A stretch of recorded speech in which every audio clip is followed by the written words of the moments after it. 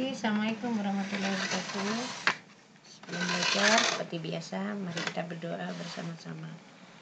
Berdoa dimulai. Doa selesai. Hari ini kita akan melanjutkan masih materi bab 1 tentang nilai-nilai Pancasila sebagai dasar negara dan pandangan hidup. Minggu lalu kita sudah mengenal apa yang disebut dengan ideologi terbuka dan ideologi tertutup. Kemudian nilai Pancasila dalam perkembangannya seperti apa.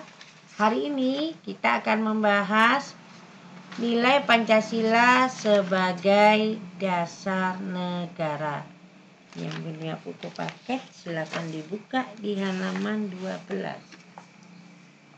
Pancasila yang telah diterima dan ditetapkan sebagai dasar negara menempatkan manusia dalam keluhuran harkat dan martabatnya sebagai makhluk ciptaan Tuhan Yang Maha Esa.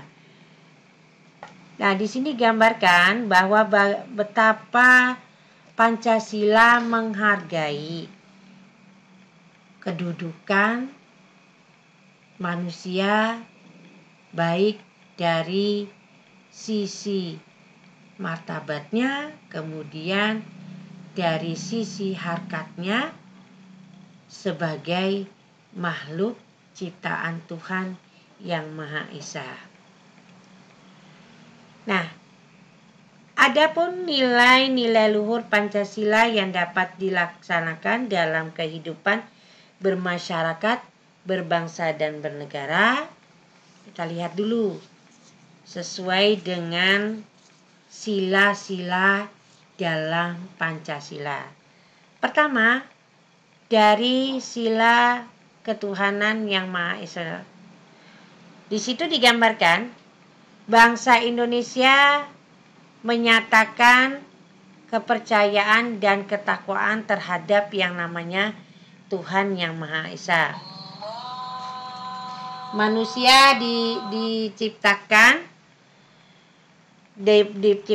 oleh Tuhan sebagai makhluk yang mempunyai harkat dan martabat yang tinggi sesuai dengan kepercayaan dan agamanya masing-masing.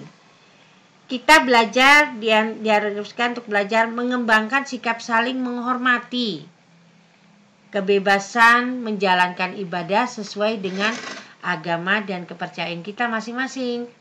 Artinya di sini negara menjamin sesuai dengan undang-undang pada pasal 29. Nah, di dalam pasal 29 bagaimana masyarakat Indonesia diberi kesempatan untuk memilih. Kemudian memilih dalam arti memilih agama yang akan dianutnya. Kemudian diberi kebebasan untuk menjalankan ibadah tanpa ada gangguan dari pihak-pihak yang lain.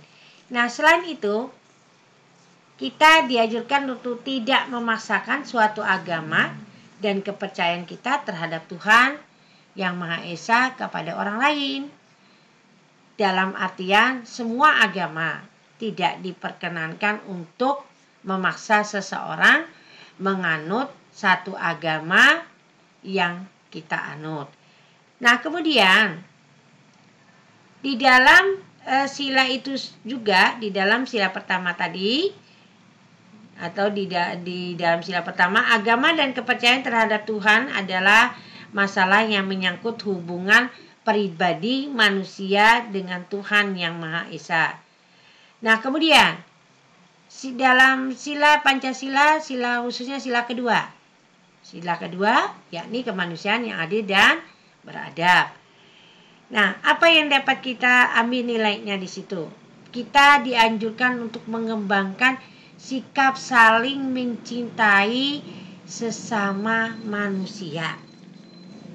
Dalam artian kita diajarkan untuk apa?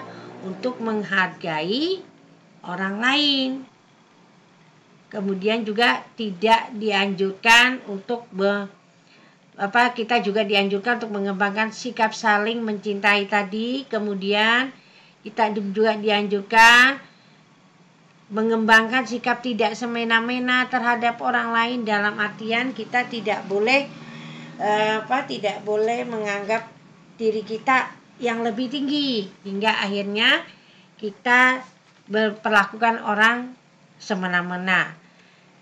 Kemudian mengembangkan sikap saling mencintai juga ini tanpa membedakan yang namanya kedudukan, pangkat, derajat, itu juga tidak diperkenankan.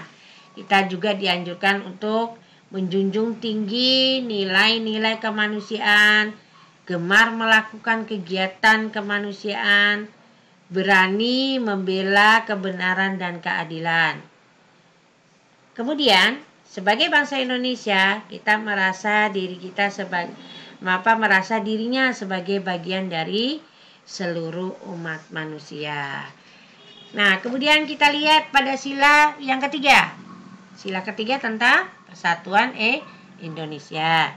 Nah, pada sila ini kita belajar untuk bisa menempatkan persatuan, kesatuan, serta kepentingan dan keselamatan bangsa dan negara sebagai kepentingan bersama di atas kepentingan pribadi dan golongan.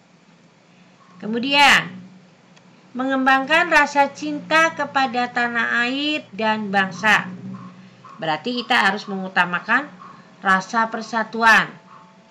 Kemudian belajar kita mengembangkan persatuan Indonesia atas dasar yang namanya Bhinneka Tunggal Ika. Kemudian pada sila keempat, sebagai warga negara, di sini kita harus lebih mengutamakan yang namanya musyawarah. Sebagai warga negara, warga masyarakat, setiap manusia Indonesia mempunyai kedudukan, hak dan kewajiban yang sama. Kemudian tidak boleh memaksakan kehendak kepada orang lain. Kita harus lebih mengutamakan musyawarah dalam mengambil keputusan dan kepentingan masyarakat, kepentingan bersama. Di dalam musyawarah juga diutamakan kepentingan bersama di atas kepentingan pribadi dan golongan. Kemudian pada sila kelima, kita dianjurkan untuk mengembangkan perbuatan yang luhur, yang mencerminkan sikap dan suasana kekeluargaan dan kegotong royongan. Tidak menggunakan hak memilih untuk usaha-usaha bersifat pemerasan terhadap orang lain. Kemudian punya sikap melakukan kegiatan dalam rangka mewujudkan kemajuan yang merata dan berkeadilan sosial. Nah, itu tadi beberapa sikap-sikap yang perlu kita tanamkan dalam kehidupan sehari-hari sebagai sebagai Pancasila, sebagai dasar negara dan pandangan hidup. Nah, kita lihat nilai Pancasila sebagai dasar negara dan pandangan hidup itu. Pancasila dapat dimulai dari kehidupan sehari-hari, seperti dalam lingkungan keluarga, lingkungan sekolah, lingkungan masyarakat, lingkungan berbangsa dan bernegara. Kita lihat di lingkungan keluarga.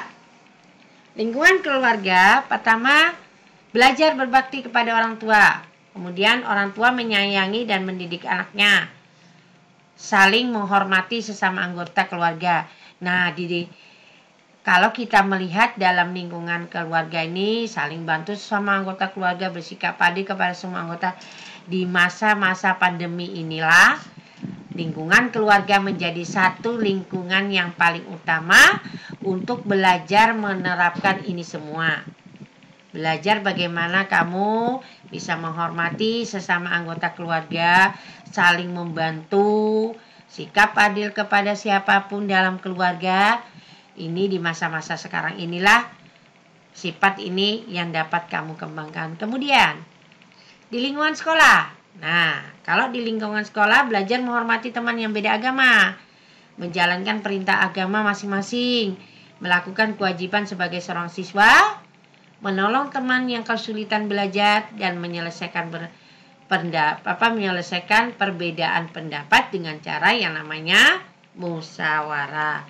Kalau di lingkungan masyarakat, nah, belajar mengedepankan musyawarah ketika mengambil setiap keputusan. Dalam musyawarah, tokoh masyarakat dapat memberikan contoh sikap demokratis tokoh masyarakat itu, misalnya orang yang jadi panutan dalam lingkungan itu, atau misalnya ada, kalau kita melihat tokoh masyarakat itu orang yang tua-tua yang bisa kita hargai. Kemudian mendorong sikap kekeluargaan, mendorong dan meningkatkan rasa cinta tanah air. Nah, kalau lingkungan berbangsa dan bernegara seperti apa? Memberikan bantuan pada korban bencana alam. Nah, tidak bedakan suku, agama, adat, dan ras dalam pergaulan sehari-hari. Kemudian, menggunakan bahasa Indonesia dengan baik dan benar, menjaga fasilitas umum, menaati peraturan perundang-undangan yang berlaku. Nah, sebenarnya masih banyak nilai-nilai yang dapat kita terapkan dalam lingkungan kita, baik dari lingkungan keluarga. Boleh beda, jelas berbeda. Kalau kita bisa menambahkan dari berbagai macam hal-hal yang dapat kita lakuin, nah, yang termasuk nilai-nilai Pancasila sebagai dasar negara yang dapat kita kembangkan dalam kehidupan kita sehari-hari. Selain dari contoh itu, sebenarnya masih banyak lagi. Kamu bisa bisa mengkreasikan sendiri apa saja sih yang bisa kita lihat dalam lingkungan kita sehari-hari. Nah, itu bagian akhir dari pembelajaran pada bab pertama tentang yang namanya hakikat dan peran Pancasila dalam kehidupan berbangsa dan bernegara. Nah, itu mungkin yang dapat Ibu sampaikan dari untuk hari ini. Minggu depan kita akan mengerjakan tugas kembali. Sebelum Ibu tutup, mari kita berdoa bersama-sama. Berdoa dimulai. Berdoa selesai. Demikian dari Ibu akhiri. Assalamualaikum warahmatullahi wabarakatuh.